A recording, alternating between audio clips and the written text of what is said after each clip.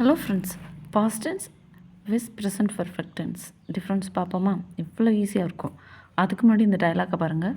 அண்ணன் வாங்க போய் சுண்டைக்காய் வாங்கிட்டு வருவோம். அது இங்கிலீஷில் எப்படி சொல்லலாம்?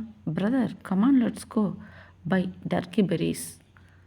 Brother come on let's go buy turkey berries. அதுக்கு அண்ணன் சொல்கிறார், நான் வெண்டைக்காய் வாங்கி விட்டேன், சுண்டைக்காய் வேண்டாம். அது எப்படி இங்கிலீஷில் சொல்கிறதுன்னு பார்ப்போம்.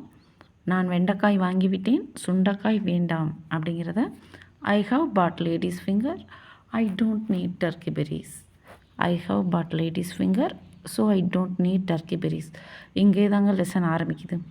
இங்கே பாருங்கள், I have bought ladies finger, so I don't need turkey berries. நான் வெண்டைக்காய் வாங்கிவிட்டேன், அதனால் எனக்கு டர்க்கி பெரிஸ் வேண்டாம் அப்படின்னு அண்ணன் சொல்கிறாரு.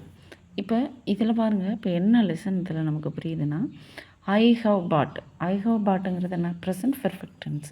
இப்போ நமக்கு சடனாக ஒரு திங்க் வரும், இது ஏன் I bought ladies finger, so I don't need turkey berries அப்படின்னு கூட சொல்லலாமே அப்படின்னு. ஆனால் பாருங்கள், பாஸ்ட் டென்ஸ்னால் என்ன? கடந்த காலத்தில் ஒரு நடந்து முடிஞ்ச நிகழ்வு அப்படின்னு சொல்கிறோம், சிம்பிள் பாஸ்ட் டென்ஸ்.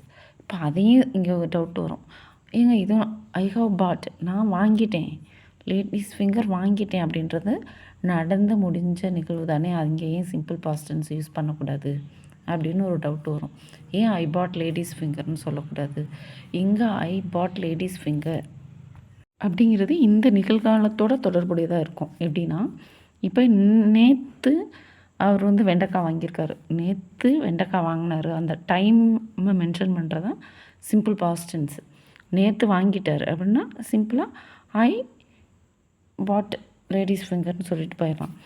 ஆனால் இந்த நிகழ்வு நான் இப்போ காய்கடையில் நின்றுட்டுருக்காங்க. அப்போ தம்பி சொல்கிறாரு, அண்ணன் சுண்டைக்காய் வாங்கலாம் அப்படின்னு. இப்போ அண்ணன் வெண்டைக்காய் வாங்கிட்டதுனால சுண்டைக்காய் வேண்டான்னு சொல்கிறாரு.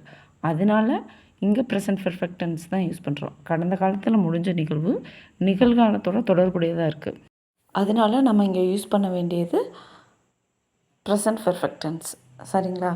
இப்போ நமக்கு நிறைய இடத்துல கன்ஃபியூஷன் ஆகும், சிம்பிள் பாஸ்ட் டென்ஸுக்கும் ப்ரெசன்ட் பர்ஃபெக்ட் டென்ஸுக்கும். ஏன் இதை பண்ணக்கூடாது அதை பண்ணக்கூடாதுன்னு, அதாவது டைம் மென்ஷன் பண்ணியிருந்தா, இப்போ நேற்று நான் வாங்கினேன், போன வாரத்தில் வந்தேன், இந்த மாதிரி கடந்த காலத்தை குறிச்சிருந்தா நம்ம அங்கே என்ன யூஸ் பண்ணுவோம்? சிம்பிள் பாஸ்ட் டென்ஸ் யூஸ் பண்ணுவோம். ஆனால் இப்போ நடந்துகிட்ருக்கு, இப்போ முடிஞ்ச விஷயம் இன்றைக்கி தொடர்புடைய, இப்போ இந்த விஷயத்தோட இந்த நிமிடத்தோட தொடர்புடையதாக இருந்துச்சுன்னா நம்ம அங்கே என்ன யூஸ் பண்ணுவோம்? Present perfect tens. ஓகேங்களா ஃப்ரெண்ட்ஸ்? இந்த வீடியோவை நீங்கள் பார்த்துட்டு ஏதாவது ஃபீட்பேக் இருந்தால் கமெண்ட் செக்ஷனில் சொல்லுங்கள். சேனலை சப்ஸ்கிரைப் பண்ணுங்கள்.